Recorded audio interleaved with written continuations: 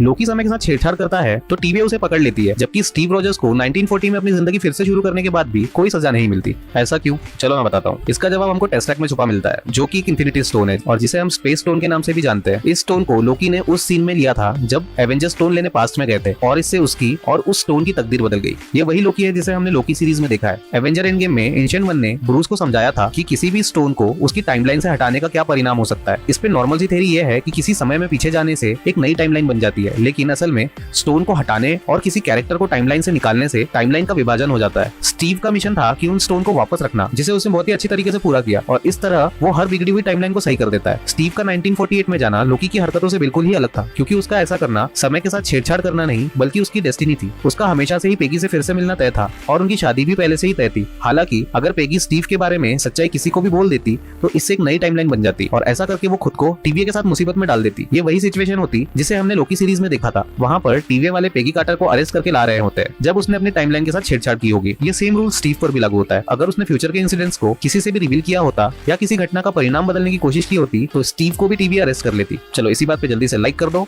और subscribe for more.